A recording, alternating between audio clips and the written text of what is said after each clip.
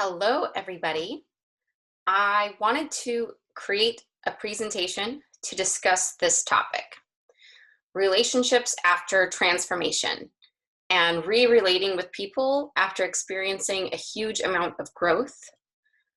I want to start by saying, as I started to put this presentation together, I did some searching for content that other people have put out there around this subject, and I couldn't find anything.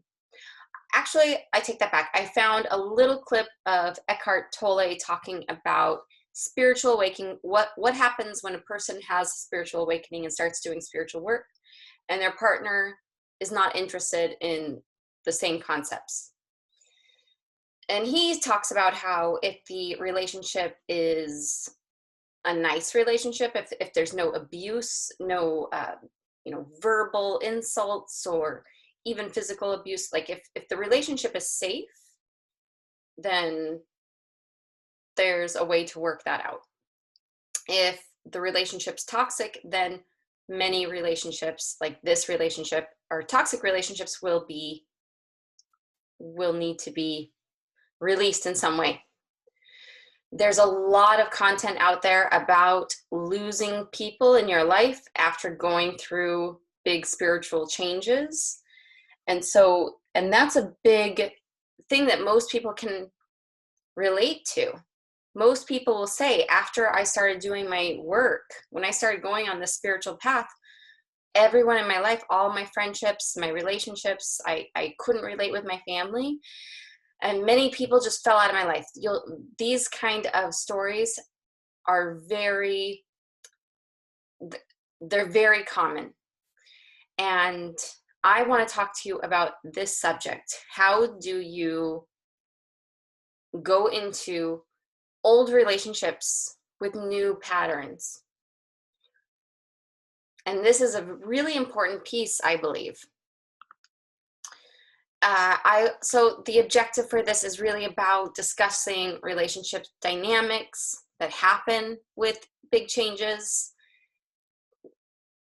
Losing people is very common when they're toxic and abusive, but there are hopeful relationships that are with people who are nurturing, that we can work out how to occupy the same spaces, be in relationship in a different way. It's completely possible.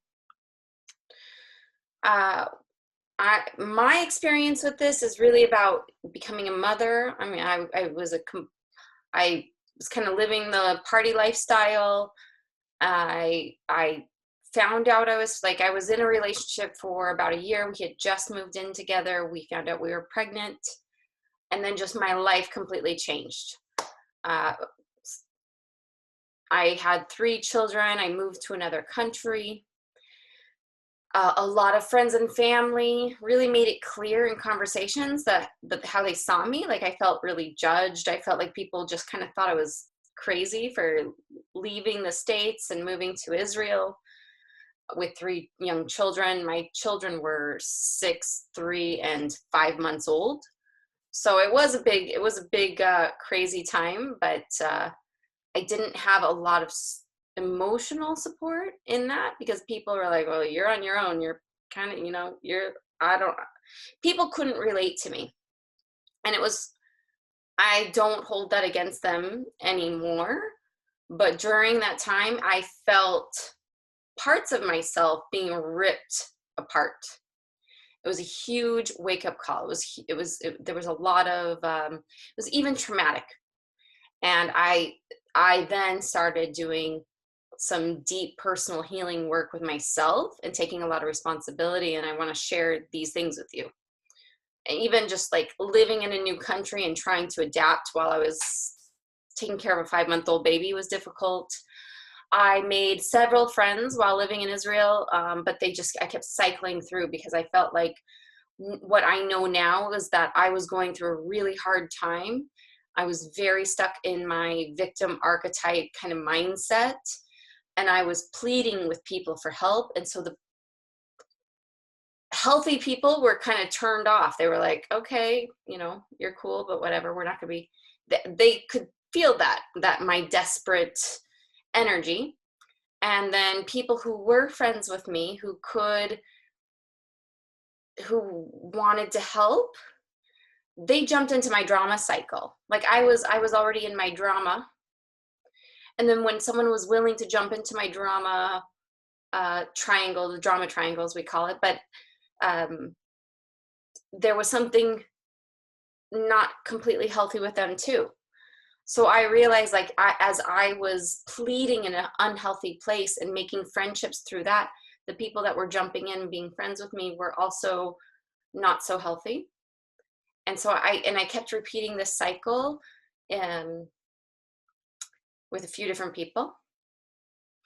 But what it came down to was establishing a relationship with myself, and then developing healthy relationships from that place. So when we go through big changes, people around us can respond to us in many different ways. You know, of course they can be supportive, but I'm talking about something different. So that a lot of people have a habit of holding on to past versions of us. So a lot of times this can show up as like comments like, really, you're doing that now? Interesting. Or, well, I remember how you used to be. Oh, other people they don't know how you really are. So, I'm sure you have heard these comments before, because these are really common. A lot of times what's going on with them, though, their internal process it could be judgment, like, who do you think you are? You know, I see you posting on Facebook, or I see, you know, I see you changing your job, or I see you doing like, who do you think you are? Kind of things.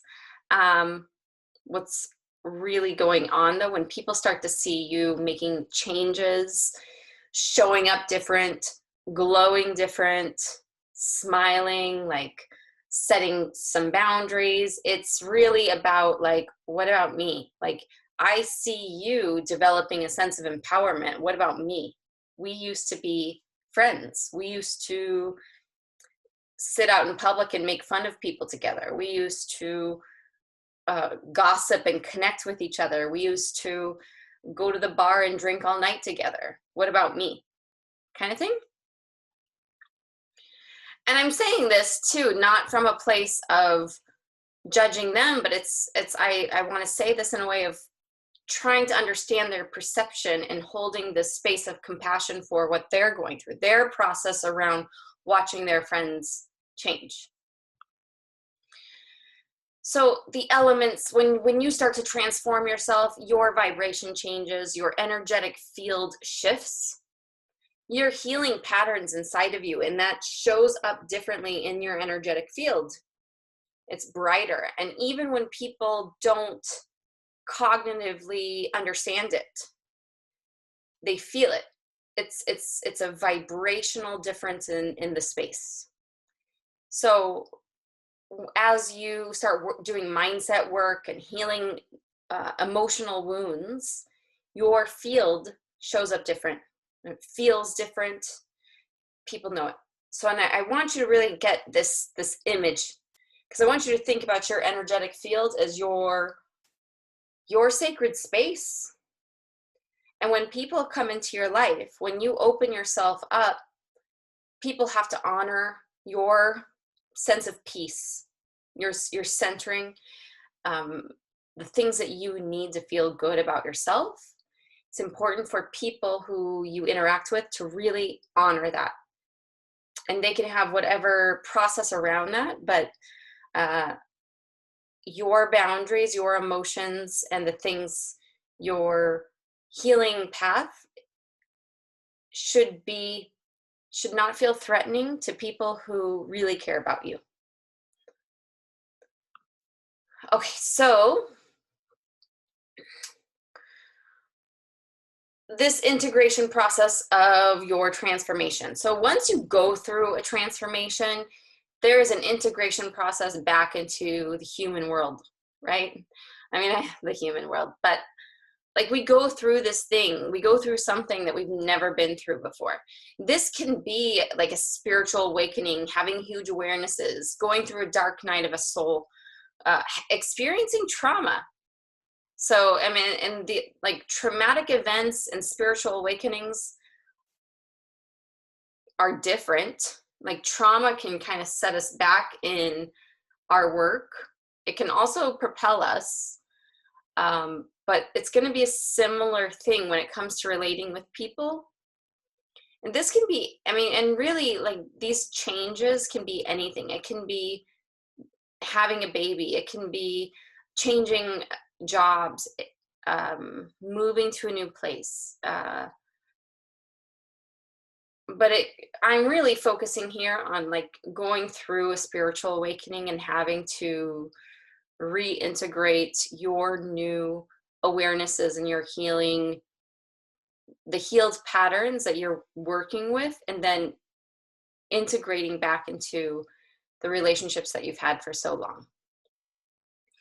So all of our relationships, like many of them can have some toxic patterns, but they could still ultimately be nurturing.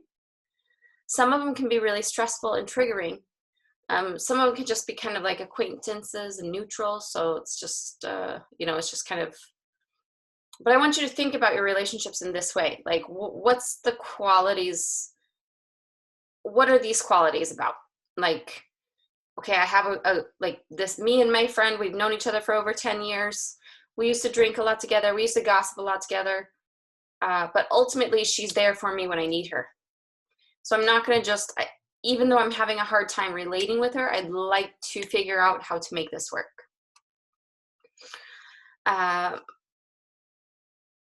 Sometimes relationships just have a natural falling away, where you both just stop talking to each other. You just stop calling, you stop inviting, making plans for things. And sometimes that can be easier than doing the work of conversations, of sharing your needs, talking about your boundaries. But these conversations are really important to do as part of your healing work. When you start healing toxic patterns within you, having conversations about what you need in relationship to this healing process is part of the work. I want you to think about it as like, this is like karma cleanup. Like you've been living this life up until now. You've developed these relationships. It's easy sometimes to stop spending time with people, but if setting these boundaries and creating a clear space for you to feel good about yourself, to feel safe in your environment, to feel safe in conversations, we'll use gossip as an example. So if you had a habit of gossiping with people, and there's a friend where you just gossip and you're like, I really can't connect with this friend anymore because she still is trying to gossip about people we know or old high school friends or whatever. I have a hard time, if you're thinking, I have a hard time with this, I'm just not I can't spend time with her anymore. This same pattern is going to come up in your life at some point where someone's trying to connect with you by gossip. And we can keep just kind of like cutting these things out, not speaking to them directly, just being like, okay, so if this person's going to gossip, I'm not going to talk to them anymore. That's one way of dealing with it. But a really good thing to do is to say, I don't feel comfortable talking about people I don't know, or I don't feel comfortable about talking about these people in this way. I don't have the mental capacity to kind of to continue the story. Sometimes people start a story and then there's like an energetic hijacking where they just all of a sudden it's like the story gets toxic and you can feel it and you're like, whoa, I didn't sign up for this story. It started this way and then all of a sudden there's something else being thrown at me. And that's a good time to just kind of like, I don't really have the mental space to listen to the story anymore. That's doing the work. That is a part of the process in a really grounded way. So I want you to think about your spiritual growth, your relationship with yourself, your relationship with your higher power. your spiritual practices as vertical growth. Your relationships here in this earth, this is horizontal work. And that's earth work, and it's really important to do.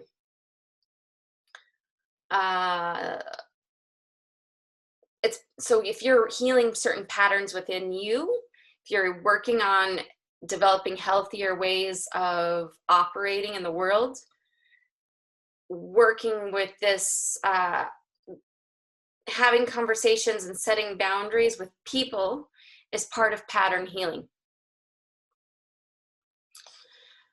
And I said that before, we can cut relationships out, but the patterns are going to repeat.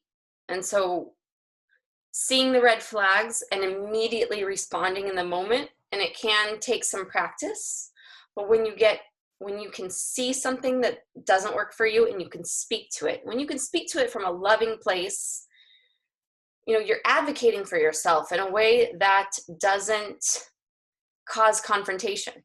When you can do that, that's great healing work to do. Once you work this pattern out with a relationship, you're going to see it shift in other relationships too. And that's something that has come up for me several times. Like if I get a pattern right with one person who is like a bully, it's like bullies disappear from my life. That happened to me a few months ago, where I really I was able to speak to something, and then just lots of things like that. The energetic tie to feeling overpowered by threatening authoritarian people dissipated. So what doesn't work for you? Gossip is a big one. Seeking pity, like when people need you, their stories are, feel sorry for me. Oh, you know what happened to me today? Oh my gosh, like that, just that victim. It's the relationships where someone feels loved by you feeling sorry for them, or you kind of caretaking for them. And so that's one that doesn't work for me. Or people who are condescending, patronizing, when people are assumptive and accusatory. It's like those questions like, so did you get a second opinion?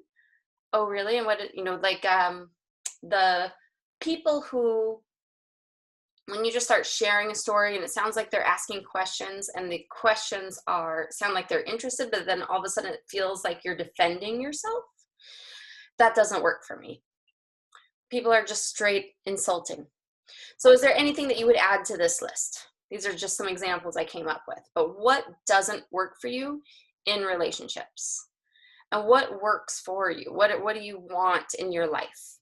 Like, I love that mutual respect for ideals, like philosophical ideas, or just, the mutual respect for things that even if we have different ideas, there is a respect. It's like, okay, that works. That's what you want. I respect that. There's no argument about someone being right. It's like, okay, this is what works for you. And then if you speak your boundaries, like, this is what I need. Like, I just need some space for myself tonight. I know I said we can get together this weekend, but actually I'm really exhausted. I'm going to just take some time for myself. Does that person respond with, oh, please take care of yourself. I'm so happy you're taking care of yourself. Let's get together some other time. Or do they respond with guilt? Like, oh, but I was looking forward to this. Come on. Like, we can just, if you say, I need time to take care of myself, and then they're trying to push you, they're not respecting your boundary. So, and just feeling safe, it says safety, but it's supposed to say safety. So just feeling safe in someone's, next to someone, feeling safe to be yourself, feeling authentic, like you can just kind of talk about certain things. And especially if those things if there's a disagreement, does it still feel safe to disagree? Having common goals, having common values, having a shared vision. These are things that I want with people who are close to me. Is there anything that you would add to this? So I'd like to invite you to just write a list of names of people you interact with regularly, and just list them by people who are nurturing, people who are acquaintances, and ambiguous. So ambiguous is like, I feel like we're friends, like we act like friends, but there's some undercutting comments, or there's sometimes I just feel like they really judge me. Or, I got wind from somebody else, like I feel like this person's gossiping about me. Are they my friend? And so, or are they like an obviously distant person? I use the word distant instead of enemy, but is this a person where you both know that you don't get along? It's very obvious that you don't get along. You see each other in common places like family or work, and you both try to avoid each other. So just take a few minutes to do that. You can pause this video. I'm going to go on. So I'm going to ask you to take a piece of paper, another piece of paper, and draw a dot in the middle, and then create 1, 2, 3 circles around it, kind of like this. And this is what I did yesterday. But so I want you to have a dot in the middle that represents you. I don't know if you can see, and then a small circle around it, and then another circle, and then another circle. So that inner circle, those are your close friends. Those are the people you feel safe with. Those are your beloved family members that you can be yourself around. And then there's another ring, which is acquaintances, just neutral people that you interact with. And then the outer ring is ambiguous. It's like, I don't know, I feel like it seems like we're friends, but it feels weird. I kind of feel like they have sinister intentions towards me. And the ambiguous relationships are the most stressful relationships. So I want you to get clear with anyone where you don't understand, kind of tune into the elements that you're not really sure what's going on. Like, I feel like they judge me. I feel like they gossip about me. When I start sharing something, their responses are accusatory, and I feel like I have to explain myself.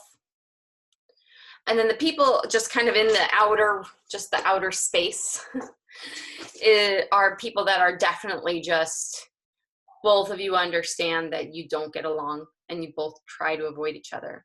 Those people might even have sinister intentions towards you.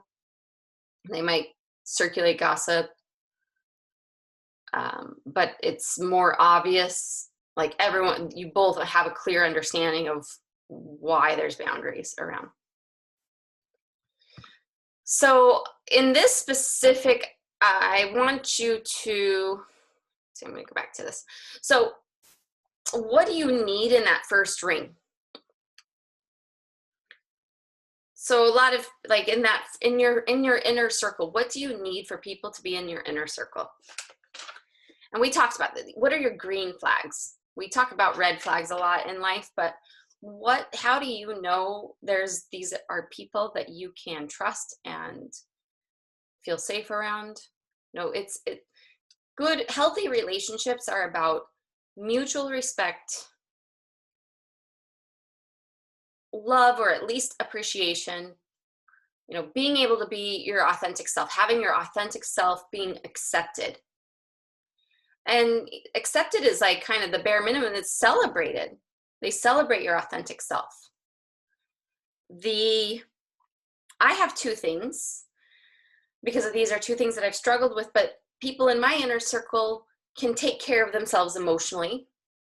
They validate themselves, so I don't have to validate them, which I will. I'm happy to validate people, but I need friends who can do that for themselves. Like, they can't call me all the time or come over and just like need me to take care of them emotionally, which I mean, we all have the days, and I'm happy to do it for people.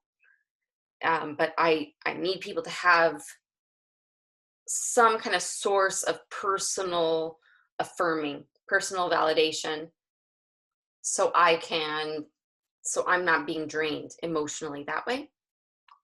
And so also, if I feel like there's a person in my life where I'm constantly explaining myself, or I feel like they have a perception of me, like they can't connect with me outside of their perception of me, then we're not good friends. I mean, we can be, we can interact in a whatever way, but that's definitely a sign that they're not in my inner circle.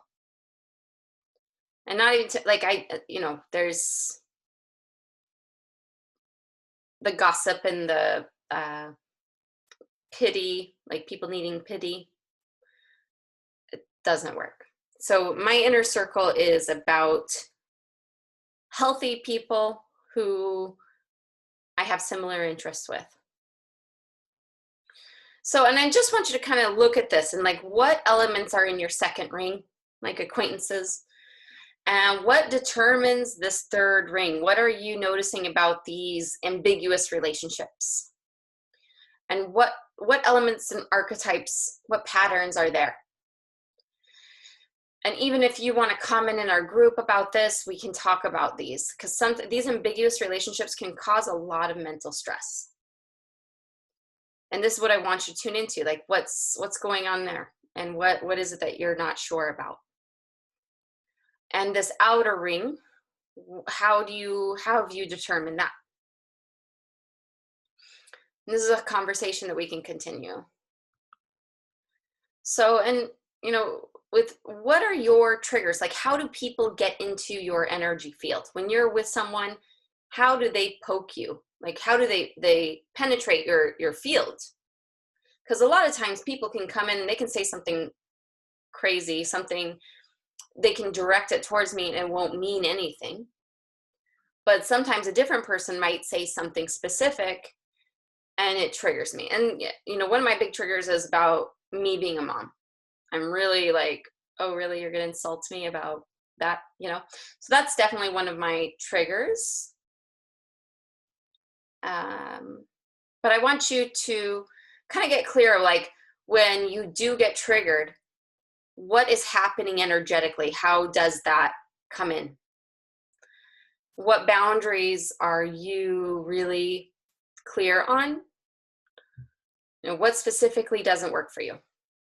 What patterns and archetypes are involved here with them and with you? Like maybe their bully is constantly hurting your victim. Common archetype dynamics. Or maybe their authoritarian is constantly telling your wounded child something. Like their need to be authoritarian, I'll use that, like a judge. Their judgment is really triggering a wounded child archetype in you, maybe. And what kind of conversations can you have? What can you share? Like, is there anything you can share that doesn't work? Like, actually, those comments don't work for me. Or if someone is constantly feeling victimized by just how you're living your life, like if you don't want to go to the bar, or if you're eating a certain way and someone's taking it personally, what can you say? Like, how I take care of myself is my thing. It's nothing personal with you. I think you're great. And so what kind of things can you say to verbalize what works for you and what doesn't work for you? And so, and even if you can talk about, if we can kind of consider old patterns for creating boundaries, what has worked for you? What doesn't? Because sometimes we advocate for ourselves and we're defensive, and we can do it in such a way that other people feel attacked. So how can you advocate for yourself while keeping your center of peace and allowing other people to feel safe? And that is what I have today. So I hope this has been helpful. And if you would like to talk about this, if you'd like a single session, you can message me, or if you want to post in the group and we can create like a group discussion around these kind of things, please do. Thank you for watching, and I'm happy to continue this conversation. It's a really important topic. Take care and goodbye. Just going to figure out how to turn this off. Bye again.